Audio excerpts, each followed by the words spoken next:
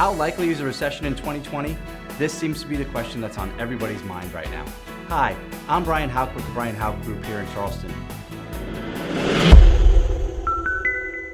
We need to remember that next year is a presidential election year and probably one of the most controversial elections yet. There's going to be a lot of questions and political debates about the economy, why it's doing so well, and questioning if our economy can continue to do so. So this can stir up a lot of hype. There have been 4 major surveys this year asking experts if they believe we are going to see a recession soon. 67% do believe that we should see a recession by the end of 2020. Why do they think this is? Well, for starters, we've been in the longest recovery in American history, so it only stands to reason we should expect to see a slowdown at some point. Okay, so the GDP will slow down, but is that a recession? According to Webster's dictionary, a recession is a period of temporary economic decline during which trade and industrial activity are reduced and is generally identified by a fall in gross domestic product, or GDP, in 2 successive quarters. So let's say we do see a recession by definition. One thing to remember is that recession does not mean housing crisis. During 3 of the last 5 recessions, housing prices actually increased.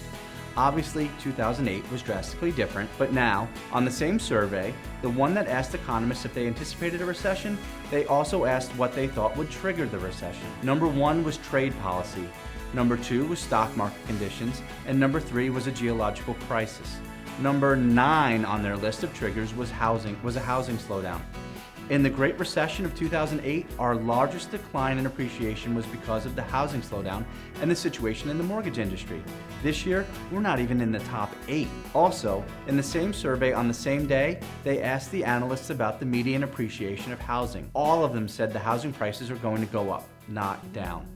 Appreciation may slow down in some areas, but the prices are still going to be going up everywhere from about 2.5% to 4% throughout 2023. Why is this important to know? Well, we don't want to get in a panic about buying and selling and become afraid that it will be like 2008. In fact, Morgan Housel, a well-known financial analyst, said an interesting thing is that the widespread assumption is that the next recession will be as bad as 2008. Natural to think that way, right? But statistically, highly unlikely. In fact, he says, it could be over before you even realized it began. So what does all of this mean to you? Well, don't let all the hype about a recession scare you from the dream and benefits of homeownership. Prices and appreciation are expected to just be more normalized. But in my opinion, real estate is still one of the very best investments that you can make. I'm a real estate agent, so you don't have to take my word for it. According to Mark Fleming, First American's chief economist, if the 30-year fixed-rate mortgage declines just a fraction more, consumer house buying power would reach its highest level in almost 20 years. So what does this tell us? It tells us not to be so caught up with all of the hype. Make the move, and as always, if you have any questions at all, please feel free to reach out to us. Again, this is Brian Houck with the Brian Houck Group, where our clients buy with confidence and sell with success.